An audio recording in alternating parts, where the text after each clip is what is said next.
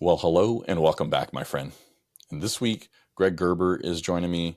He has like a podcast, a blog, whole platform he's building out, and it's called Forward from 50. And just phenomenal, man. I mean, there's so many people, men and women, that as we hit 50 and continue on without the purpose and our focus, kids have left, we're just wandering, start dividing, and it's statistics that you don't want to end up on that side. And so Greg's focus, his passion, just what he is running after wholeheartedly is helping people to find their purpose, to live a passionate, joy-filled life, whether it's now or, in Greg's case, he's focused on those of us that are over 50. And it's like, dude, that's amazing. So Greg is not only has that platform, but he's also an author of two books. The first one is Restore Joy to Your Life, and then Pornocide, Why Lust is Killing Your Faith, Stealing Your Joy, and Destroying Your Life. Yep. And so, yeah, I also Greg have is just, what's that, buddy? I also have another book that I published last year called 50 Over 50, and it's profiles of 50 people over the age of 50 who are pursuing entirely different direction for their life. What was your biggest, takeaway from that one? From that book? Was that from your most recent one. Just how people found purpose in their lives. I mean, it was just some of them stumbled on it. They just recognized a need and created a business or an opportunity around it. Other people just had a pain in their life and wanted to share their pain and the stories that or lessons they learned from that with other people to make them better and help them endure what they're going through. It didn't take a lot for these people to find a purpose. They didn't have to go in for counseling or anything like that. They just saw a need and started to fulfill it. It's like just around the corner, hiding from us if we'll only look, right? Exactly. That's right. Or listen to that quiet voice that's telling you, hey, go over here. I want you to do this. Absolutely. Well, Greg, let's start out. What does life look like for you professionally today? Today, I'm Yes. running Forward from 50, which is the platform to help men and women over the age of 50 to live more purposeful lives by pursuing things they are passionate about. I also do some freelance writing and podcasting for some other companies. Very cool. Thank you. And the writing, you have a journalism background, is that right? I do. I have a degree in public relations, but I worked as a journalist covering the recreation vehicle industry for almost 20 years. So did you get to go out and test? Like, you're in Arizona now. I know you like Wisconsin, I believe, is where you Correct. were originally. Dude, that is a transition and a half. It is indeed. Yes. I got tired of the winters. Oh, I don't blame you, man. Well, but I think, honestly, Greg, I would go back there for the summers, though, because the summers in Arizona, whoo. Oh, yeah. It's sweltering here today. But we are getting a hurricane this weekend, so it'll be interesting. Yeah, let's just switch things up and kind of give a attitude to the weather, right? That's right. Absolutely.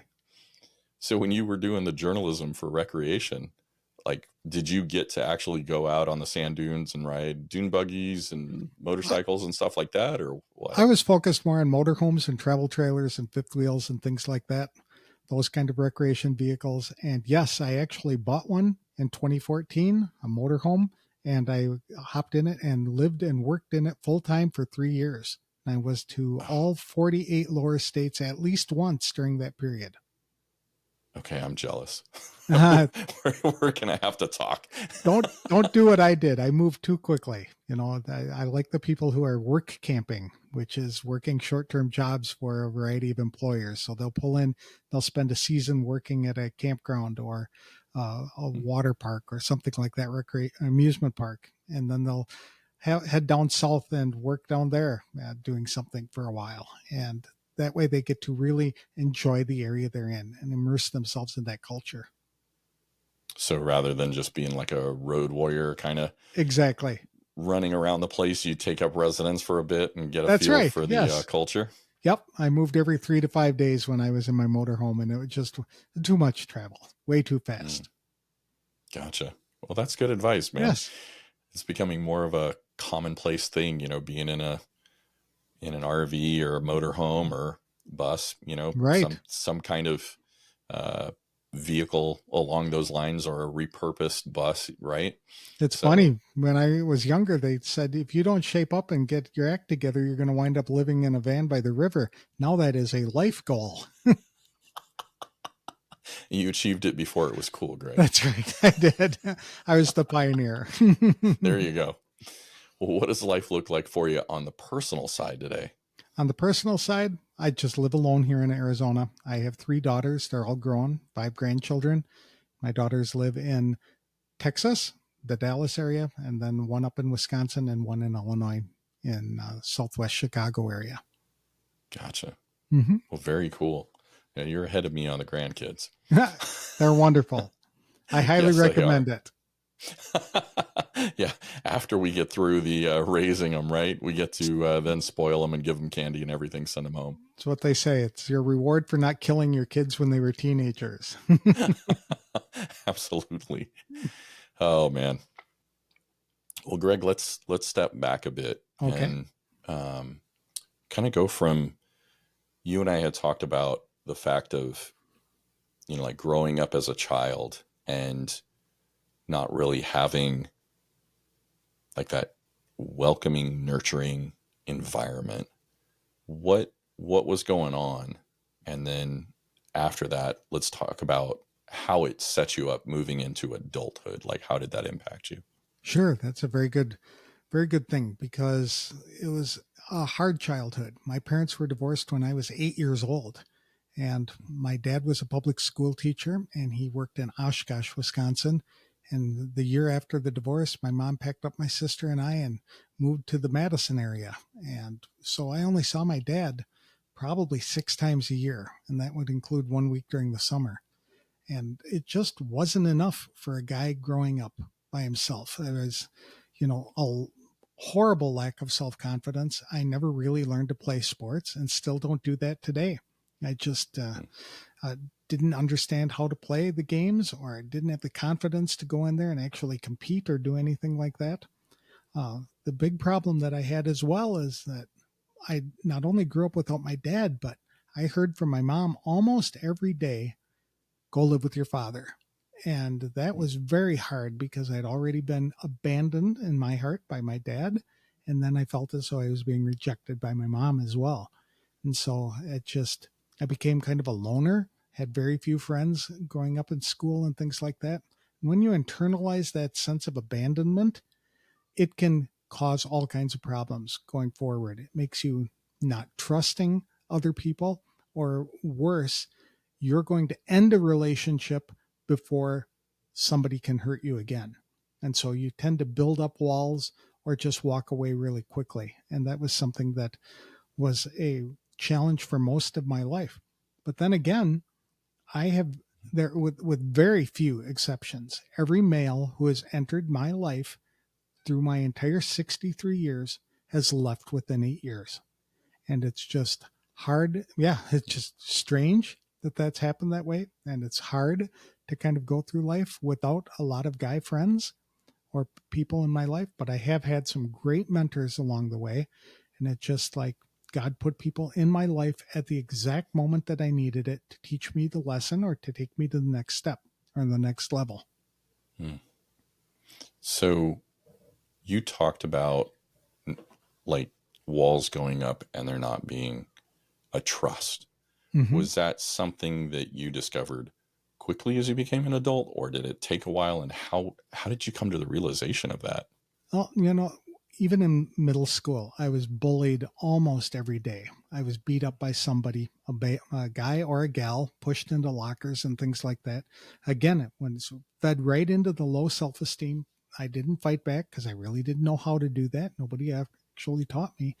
And with that low self esteem going forward, it just made it difficult for me to connect or have the passion or enthusiasm that I needed to really push forward. The best thing that happened to me after getting fired from my first job within a couple of weeks was getting a job at McDonald's. And Hmm. the general manager of that store became one of my early mentors. and that he taught me a lot about business and challenged me to really improve. And it was my first experience where I was rewarded based on the work that I did and the quality of work that I did. And after I received a couple of rewards in that way, work became very interesting and I became consumed with it. I would work 40 hours a week or more as a high school junior. And it just, yeah, back then it was allowed. Now the government has laws that ensure that kids get enough TV time and screen time at night rather than learning about business and things that they can make them better. Yeah. Do you see that, like that reward, kind of that shift there? Did that, when you then continued on and you got into journalism and everything, did that foster like a almost like a work ethic of like a workaholic, or was it kept in balance there? McDonald's gave me the real work ethic of working hard and doing your best and always working. And that's something that I've carried through all my life. You know, we were taught the mantra, you've got time to lean, you got time to clean. So there's always doing something. But before becoming a journalist, I was actually an event photographer in New Mexico. I started that business when I was in the military, working as a journalist for the Holloman Air Force Base. I ran their base newspaper. And on the side, I started taking pictures of fraternity and sorority parties, and then eventually incorporated high schools parties like dances or proms, homecoming, things like that, and weddings and sports teams and all that other kind of thing. So when I started that, I became very driven because it was taught early in my life that the more I worked, the harder I worked, the bigger the reward. So if I were to look back on my life, that lesson of being in business for myself back then as a photographer kind of forced me, or it didn't force me, but I chose to pursue that rather than family. And then when I shut down that business at the risk of being divorced, my wife made a commitment that she was moving back to Wisconsin and I could either join her or pay child support for the next 18 years for the kids. And I grew up without a father and I knew what that was like. So I didn't want that. I went back to Wisconsin with them. And at that point, I started to invest more time into the family and do more things with the kids, things that I didn't have my father do in my life when I was growing up. And so I think that helped. I have great relationships with all three of my daughters today. And that's because I spent a lot of time in that with them. In fact, one piece of advice I got very early on when my oldest was 8 years old was to take time to go out on one dates with each of my daughters once a month. And I did that religiously the entire time they were at home. And for me, it was another thing on the schedule. And sometimes it was a kind of a nuisance, and I did it, and we had fun and all of that. It was a great experience, but I had no idea how impactful it was on my children until my daughters were in their 20s explaining to me what it meant for them. Because as they got older, they were given a budget and the ability to plan the time that we had together. So they would think about the time that they were going to have one on one with dad for a month in planning things. And when I'd come home with one of the girls after our little date, I did not see this, but they'd disappear up into that girl's room and they'd all, "What'd you do with dad?" "Oh my gosh, I want to do that. I'm going to do that sometime." And they'd start sharing their plans about what they were going to do with dad on their next date night or whatever. As the girls got into their old 13s, and they could be by themselves, they were given the opportunity to accompany me on one business trip every year, so that they were, come January, they were excited to know where all the trade show schedules were so they could start planning on where dad was going to be able to go and take them on those trips. Oh But man. Yeah. it really helped make develop a strong bond between me and my daughters. And I really appreciate that today. So you said they knew their budget, right? Right. Um, somebody might be thinking, "Oh my gosh, great! My budget's already tight. I can't afford to do this."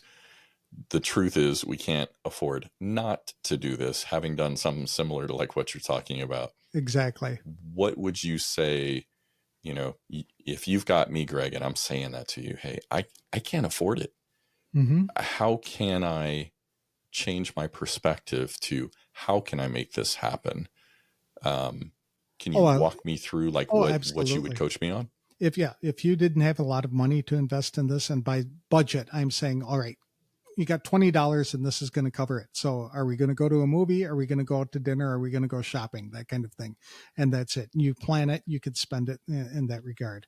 Uh, but if you really didn't have a lot of money, then I would just say, go for a walk in the park, go uh, take a take a tour of a museum or something like that. If the kids are really young, go to the children's museum or something where they could interact with you and you could interact with them. But the key would be to stay off your phone when you're with the child, because the kids see that all the time. Mom and dad are on their phone and the kids are begging for attention. So when you're with the child, be there and be available and be participatory and asking them questions and things like that, so that you can develop those conversations and eventually they'll open up. And if you have that relationship early on, there's hardly anything that will come up in their life that they're not going to be willing to talk to you about, especially if you kind of take a breath and not jump on their case when they're doing something wrong and they're coming to you with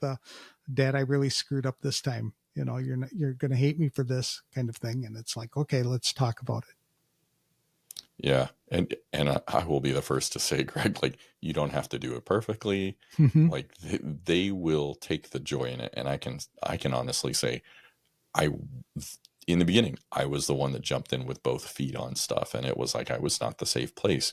But as I grew, and I changed, then it became a different environment, and the communication with that also changed. So much like you're Mm-hmm. talking about, they want that time. They want to be able to come to us. They need it. Yes, They're absolutely. starving for attention. A lot of these kids are, especially those who are growing up in single parent homes where Yeah, they might not see their father at all. So if you are in one of those situations and you have an opportunity to visit with your children, then be present all the time and yeah, maintain that contact. Even back then when I was 8, 9, 10 years old, my dad would send me letters. Eventually he would record messages. And so he bought me a little recorder so I could record messages and mail them back to him and things like that. So it made communicating fun. But maintaining that contact is so important. I like the saying that you can't have impact without contact, right? mm, And so if you want to impact a child's life, it's going to require a lot of content. And sometimes it's going to be when it's inconvenient for you. yeah. And I think the best thing is to write it down and make sure that that it's on the calendar as well as them Exactly. knowing it's on the calendar. Because, like you talked about, your daughter is going, "Oh my gosh, what did you do?" They are, just hungry for that time, and That's right. making sure we keep our commitment will, you know, help to build and foster that trust. So Yep. that's that's totally cool. I love that you were doing that, Thank you. because it sets up a different like a different relationship when they're adults. It is. Um, And that's something that I was given a dream when they were little girls.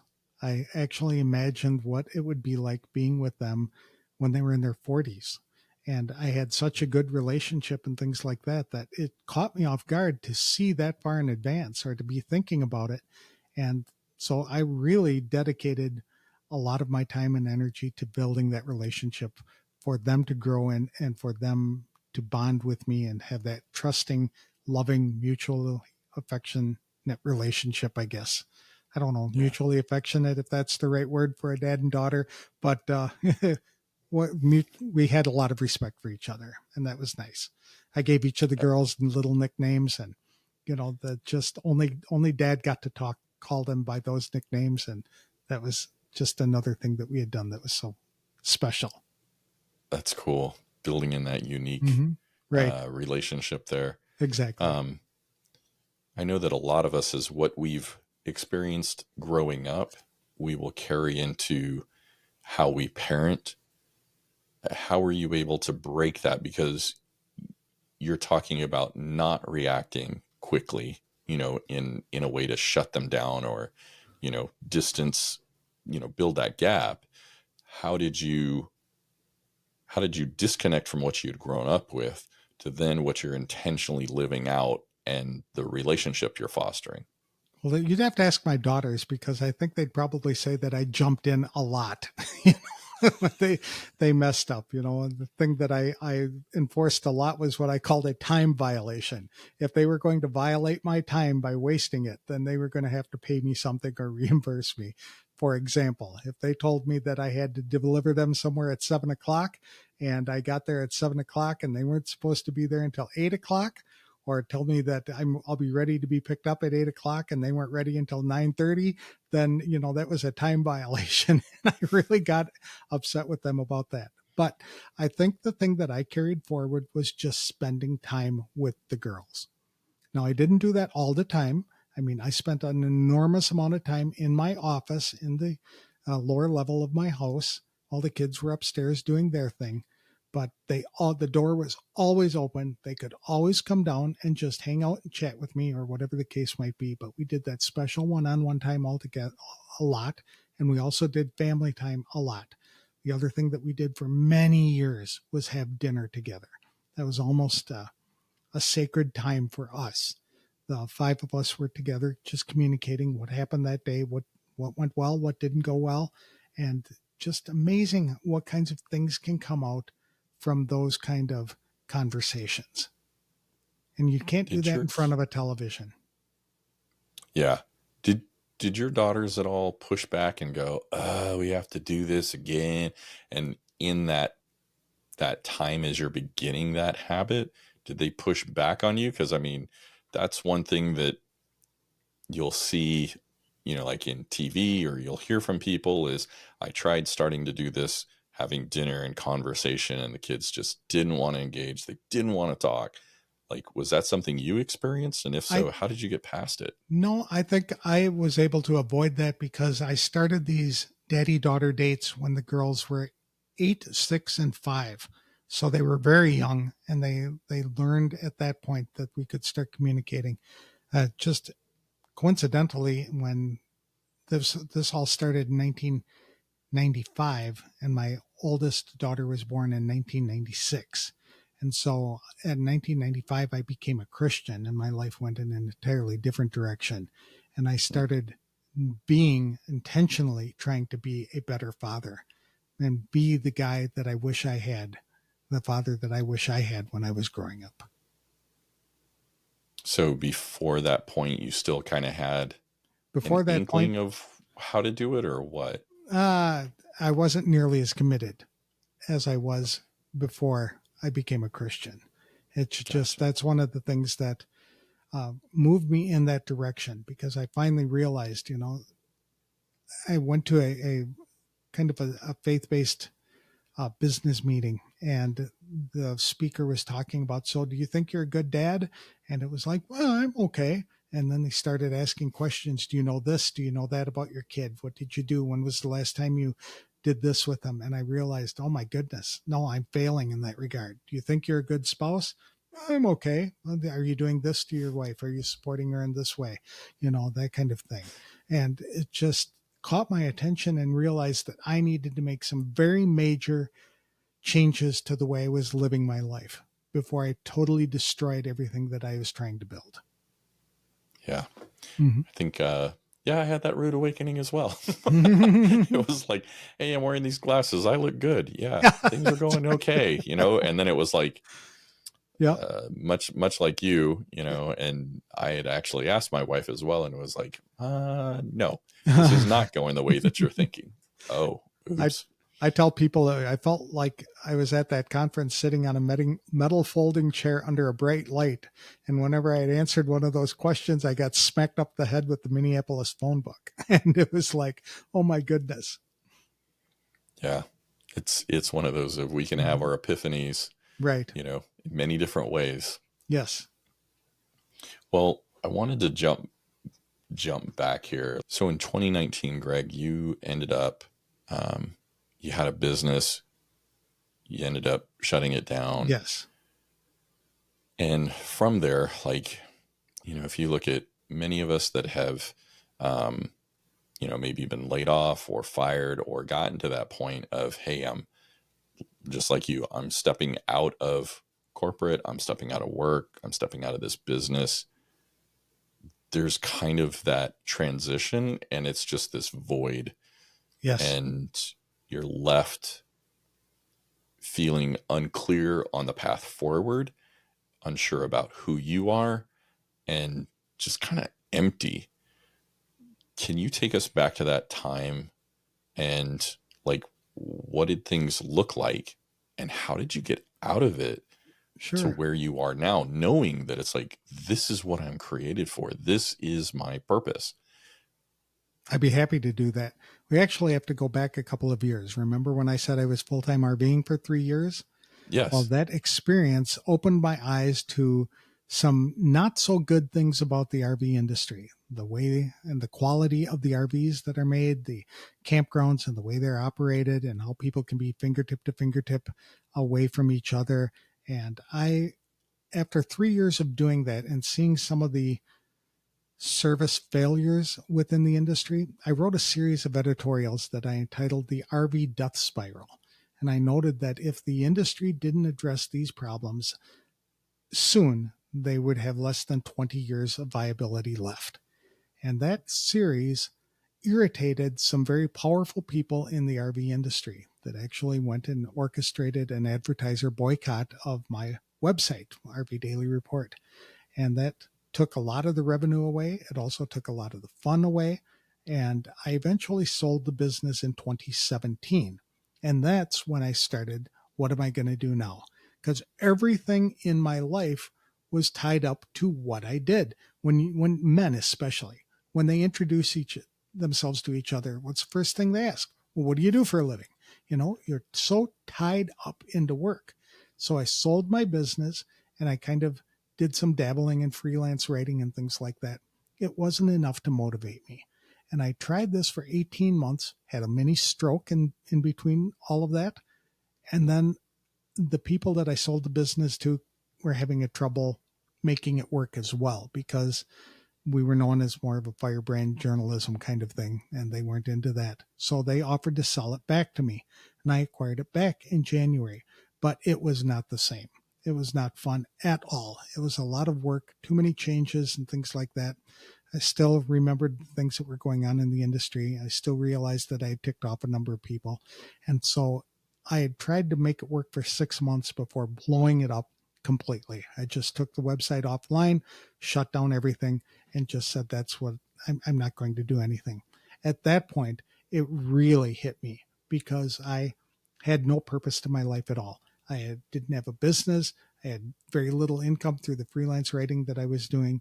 I just had no purpose to get up in the day to face the challenges that I was going to face or to pursue new opportunities, etc. A very dark place for me. And I will say that, many times I thought of driving over to San Diego and going swimming out into the ocean as far as I could and then just giving up, and be done with it, because for men, not having purpose is deadly. I mean, there's statistics out there. The Social Security Administration and another federal agency as well has put out these statistics about people who retire when they're 55 and how they're dead within a couple of years. And the reason for that is they don't have purpose. And living in Sun City, Arizona, it is a retirement community. In fact, it was the original retirement community, first one built back 52 or 53 years ago. And so there's a big focus on recreation here. It's a community of about 60,000 people with 8 recreation centers and 8 golf courses. So Wow. people are retiring, they're working hard.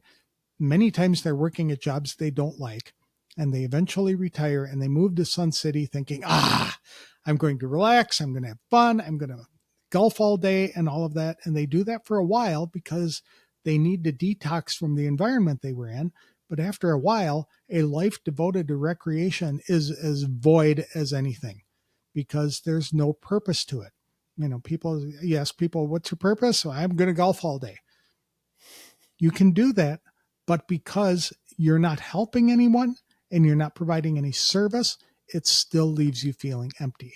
And so I was at that situation in 2019 when I blew up the business, and then COVID arrived in 2020 and left me completely isolated, alone. Everything was closed and things like that. I'm talking a very dark period of my Mm. life. And people around me noticed that there was a problem, and they were concerned. And one of those was a mentor of mine, Vincent Puglisi, who offered to talk to me. He said, come on, let's just have a call. And we had a conversation for about an hour, and I bared my soul with him. And that, I think, is one of the key lessons to learn, is you have to be vulnerable about things that you're feeling, because if you keep it in your side, you're not going to be able to get help. But if you express it with others, I think you'll be surprised how many other people are sharing the same problems, same concerns you are. Vincent listened patiently, and he said, Greg, I think that happens to a lot of people, especially men over the age of 50. They get to a point where they built a career and it's not panning out the way they wanted it to be, or they're not where they were supposed to be, or they've gotten bored of it because they entered this career because they thought it made sense as a child or as a teenager, or a young adult. Somebody said you need to go in this direction. And so at that point, he said, I think other people have this problem. Why don't you start a platform to help men and women identify a purpose for their lives? And I thought about it for a while, and I realized that I had secured the domain Forward from 50 2 years earlier, before this conversation. Yeah, no kidding. It was just something that had popped in my mind at that point, and I never pursued it. And I thought, I think he's right. And the more research I did on that uncovered the statistics about how deadly it can be, especially for men who don't have purpose in their lives. And I set up this platform, and now I'm having a ball by Mm. interviewing people who are going in completely different directions for their lives and just having the time of their life. I have done podcasting since 2014, and I've done hundreds of podcast interviews, and usually they're 20 to 25 minutes long. When I've been interviewing people for Forward from 50, the episodes are usually 50 to 60 minutes. And that's because I'm talking to people about things they're passionate about. And when you get people talking about things they're passionate about, it's hard to keep them quiet. Yeah. And Mm-hmm. what you're sharing, like knowing your purpose, there's Yes. so many of us that it's like our career, our work, whichever, lane you're in, becomes our identity. Right. And then when it's removed, it's like, now who am I? And you end up being almost like you were at 18 when you got out of high school. And it's like, what do I want to be when I grow up? It's like, well, now I've aged, but I'm still not grown up. Exactly. When you start thinking that men are living to be 88, 90 years old, and you're Mm. retiring at 55 or 60, you've got an enormous amount of time left to live. And so to not have a purpose for your life at that point, it's sad. It's just a horrible existence. It's a dark, frustrating experience, and I don't wish it on anybody. Yeah. It's one of those of like being in a big river that's moving fast without a rudder on Right. a boat. You just get tossed to and fro and slammed into the rocks. It might be different for people who retire because they plan on it. That's their decision. They're going to leave the job and do something else. It's entirely different for men who are fired and forced out Mm. of a job, etc., earlier than they expected to be, because then they didn't even have time to prepare for what they were going to do next or what the next step is. And I did find, it is very difficult for men my age to get work. And I'm going to be 63 this weekend. So by the time you get to 55, 60 years old, many companies don't want to hire you because they A, think you want too much money, or B, you're only going to be there a short time, or C, what the heck do old people know, right? We need youth and vitality in our organization, let Yeah. alone not realizing that we have a tremendous amount of life experience in addition to our natural talents and the learned skills that we have so much to offer other people when we're over 50 years old that we really need to step out and start serving people in that regard.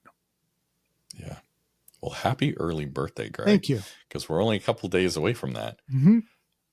Do do we have to wait until we're after 50 to find out our purpose and start working through that? Oh, Or is no. that something we can do at any age? And how do we figure it out? I think that you can do it at any age, and there are a number of ways you can do it. A friend of mine that I interviewed early on said he's developed the coined the phrase an intrapreneur, not an entrepreneur, but an intrapreneur. So you work within the company you are in, but you take on more responsibilities and you do things that you're passionate about and skilled in doing.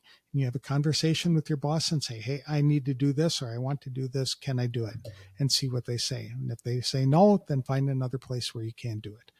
But yes, you get a purpose always involves other people. And that's why I think I mentioned that already. You know, you can't golf all day because you're not providing a service to other people. Golfing is a hobby. Fishing all day is a hobby.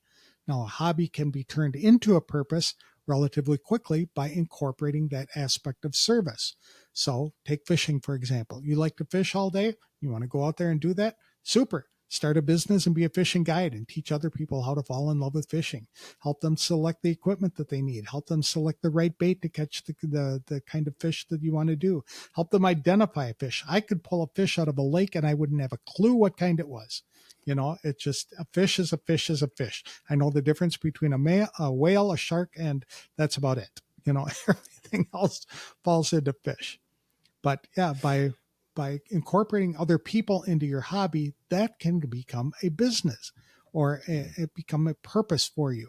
Say, example, an older person like myself taking a young child fishing, helping them fall in love with the thing that you love to do is going to serve not only you, but them for a lifetime. And it just, do you see what I mean by how you incorporate other people? Yeah, absolutely. Mm-hmm. Um, it's one that being alone and isolated, I think, is one of the worst places that we can be because there's nobody that we're talking about and sharing. Um, and there's also nobody else that's there to help encourage That's exactly right. when, it's like, hey, I just need the boost. Like you talked about Vincent, right? Yes. Vincent was that encourager. He gave you a different perspective than what you had been operating under. Right. And I mean, that's a gift Vincent has, Mm-hmm. So, That's right. um, but being out of community, being out of relationship with other men, um, or other people, period. But I would say, as men, being in a community with men is very powerful because we can call each other out, I think, differently than we would allow others to. Right. I just interviewed somebody not too long ago who said that the average person has zero point 0.9 friends, like zero point 0.9 friends. So some, out of every 10 people that you talk to, one of them won't have any friends at all, and the other nine will have one, and that's it. Just one close friend, which is sad because I grew up hearing that you had to have at least six friends because there are six handles on a coffin. And without six friends to be your pallbearers, your wife would have to hire pallbearers. So you need at least six friends. And I don't know if I've got six friends really at this point. And that's a problem is we have to be intentional about forming those relationships, especially as we get older, because our friends die and they move away. If I had been up in Wisconsin, and I had a friend, very close friend, who retired and moved to Arizona, and I wouldn't be able to see them anymore, that would be hard. And it was hard for me to leave the people that I knew up in Wisconsin for many years to start over in Arizona. But yeah, we need to form those relationships, especially in men. And it's even better if you can do it in groups of men. Mm, that's super powerful. Um, I wanted to talk about, you wrote porn aside. Yes. I wanted to kind of switch over to porn because, particularly when we don't have that purpose and we're isolated, that's where a lot of us turn to. Mm-hmm. I know for me personally, it was something that I was introduced at the age of 9 9. by my parents, Wow. you know, and so it's something that a lot of us struggle with, just looking for like that validation in an unhealthy place, medicating. Um, how did it come about for you, and how did you get out of it? That's a good point.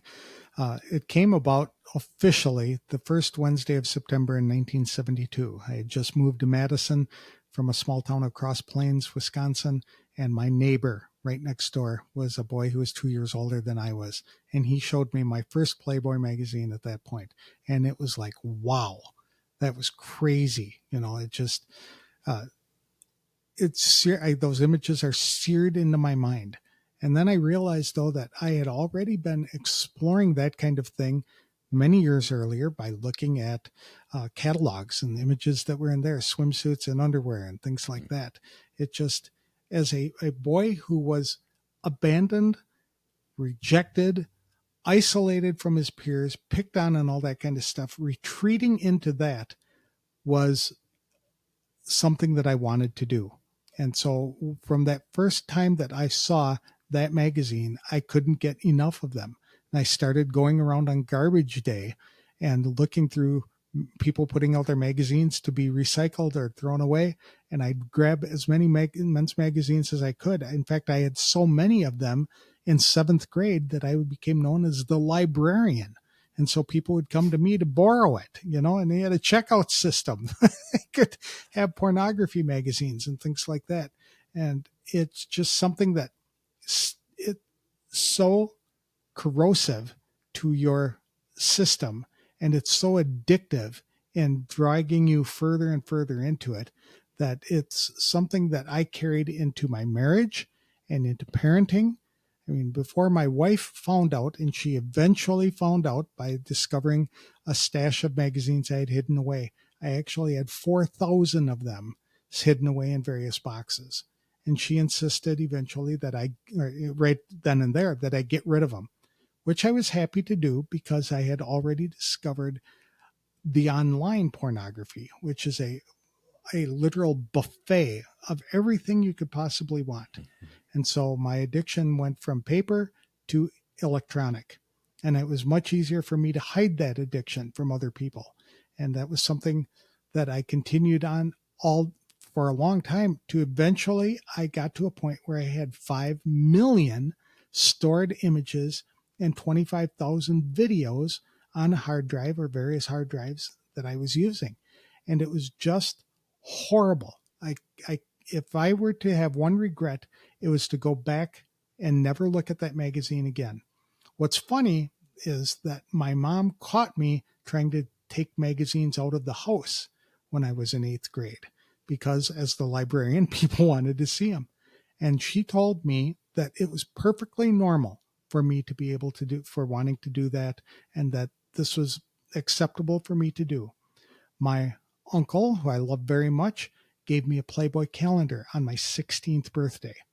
And it was, when I'd go visit my dad, I knew that he read men's magazines. I knew where he kept them, and he knew that I knew where they were, and he knew that I was reading them. And it was, and nobody ever said anything about it being bad or wrong or the destructive capability it can have on your life.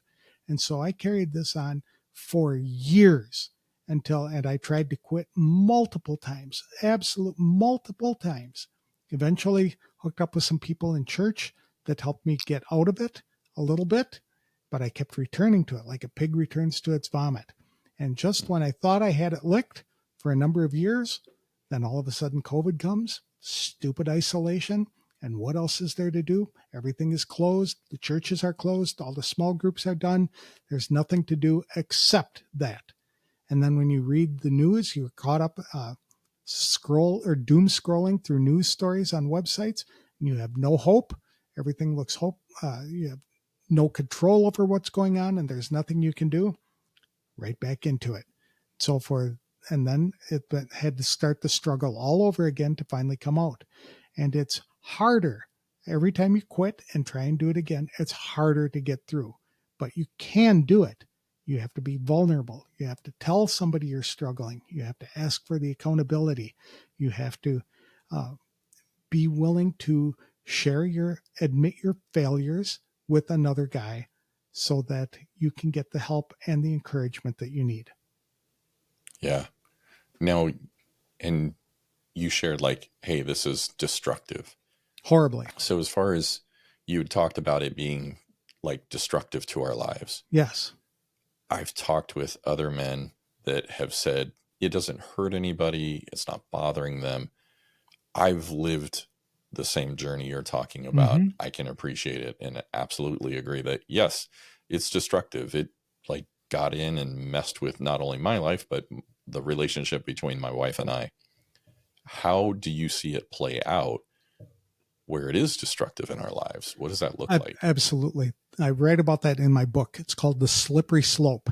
You start in one area, and for me, if they followed my journey, you started in like swimsuit models and things like that, and then you went into softcore pornography, and then you need more, and so you go into hardcore pornography, and eventually, people go into live shows and things that and start having affairs, and then homosexuality. The bottom of that list, is child pornography. And then from there, you go down to rape and murder, even like snuff videos and things like that.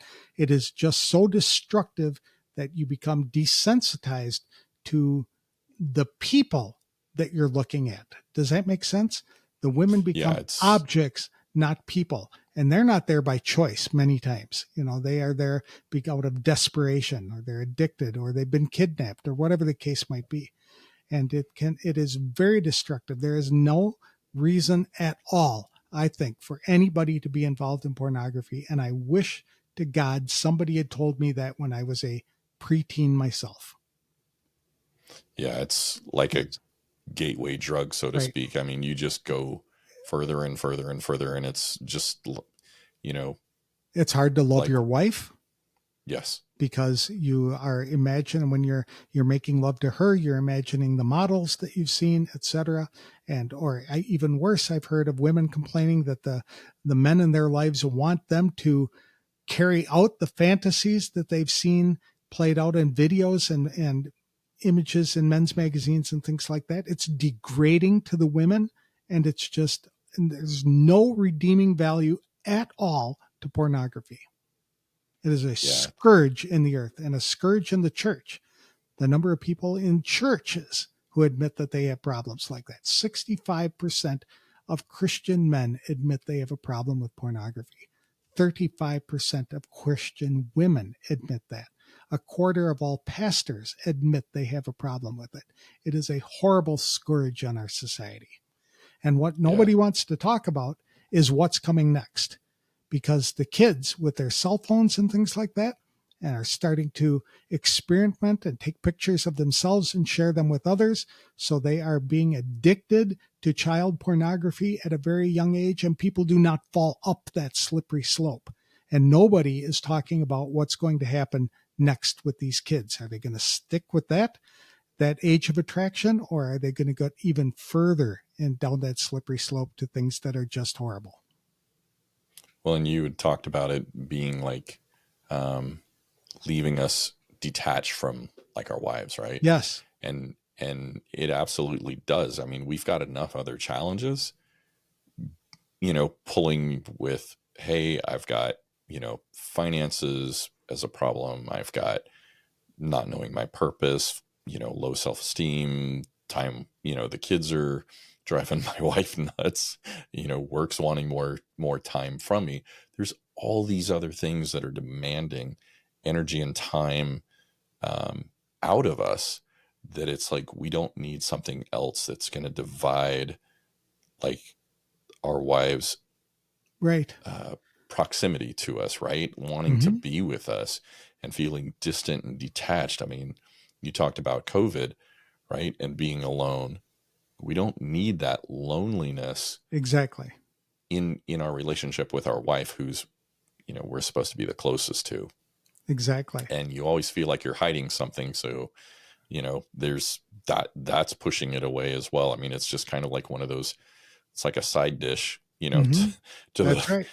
to a toxic main course. It's the shame as well. Yes. You realize that one of the things that Satan loves to do is teach guys or get guys to believe that they are the only people who are this bad off. And you don't talk about this to anybody because you are so bad. You're just, people are going to mock you and make fun of you, et cetera, and disassociate with you because you're so perverted, because you like pornography. And so guys internalize that and they keep that secret to themselves. Yet everybody around them can often tell that they have a problem. They might not know it's pornography, but they're distant, they're detached, they're aloof, they have no purpose, they just have no joy. They're often angry with themselves, which makes them angry for other people. And it's just a horrible experience. And guys need to come out of it. The problem is there are very few resources out there to do that. That's why I wrote Pornicide. It is a fiction book about a man who's caught up in the scourge of pornography. His wife finds out that he had the problem and insists that he get counseling to do that. And he encounters a man who is actually helps him through it by connecting him with other men who've also gone through it. And each one of the men have a different lesson to teach him through all of this. And at the end, because he has a strong network of men rooting for him and pulling for him to come out of there that he can turn to when he has a problem, who aren't going to condemn him when he falls, he is able to walk away. And that's what I wish. I wish every church would do something like that. And it's rare that you see churches that have any kind of programs at all for those kinds of behaviors, destructive behaviors that men want to get rid of if only they could. Yeah. And it's like the shame that comes from this. And, like you were talking about, you think you're the only one, like the message Yes, that plays through your head. It is just another wall that we build up thinking, I'm not enough. I'm not exactly. equipped. Yep. I don't belong.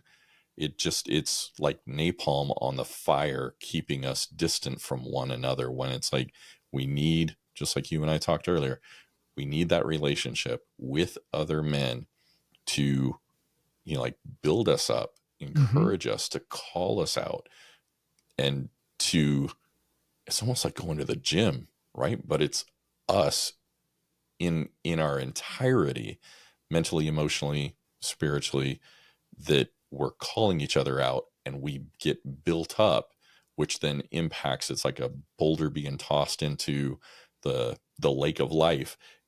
Those ripples impact who we show up as a husband, who we show up Hmm. as a father, how we do at, our career, our business, our relationships with our friends, just There's even who we are walking down the street. That emotion plays out, that inner embodiment, is seen by others. And so it's like, it's just another thing that builds a wall. exactly. There's no redeeming value to this problem at all, or this thing that people like to do. And we're just seeing more and more perversity coming in as a result of it, more and more darkness. Pornography is often consumed in total darkness when you think about it. Mm, And we need more light to come into our lives. And it's the light that chases the darkness away. yeah, 100% agreed. Greg, thank you so much for sharing, both from the porn aspect and how destructive it is, to having dates with our daughters. And I would say it Mhm. even goes to our sons. Like I, would have Absolutely. time Yep. with my son, taking him out, like creating those memories, even Hmm. though we may look at it and go, I only took them out for ice cream. That is of such value to them. And like you shared, your daughters were in their 20s, and I had no just, idea. I was yeah, they're I was carrying gold, right? moved to tears when I heard what they had, the impact that those date nights had on their lives. Really, I truly had no idea how impactful it was. Mm. Well, that's super cool. Thank you. I appreciate you sharing all that, my friend. How can men connect with you outside of this podcast? How can they get in touch with you? They can visit my website at forwardfrom50.com. Very cool. And if you like what you've heard here and you're like, hey, I am in this 50 bracket. Again, Greg has a podcast, Forward from 50, and that's linked and available from the website as well, correct? Exactly. That's right. Yep. Super. And if people Okay. need help in identifying a purpose for their life or taking that vital first step toward achieving it, I'm happy to help them with that as well. They'd like to have a Yeah. little conversation. We'll do a brainstorming session and see if we can't get the creative juices going. Vincent did that for me and it paid big dividends. So I'm willing to do that with other guys as well. Thank you so much, my My friend. I pleasure. appreciate Thank that. you.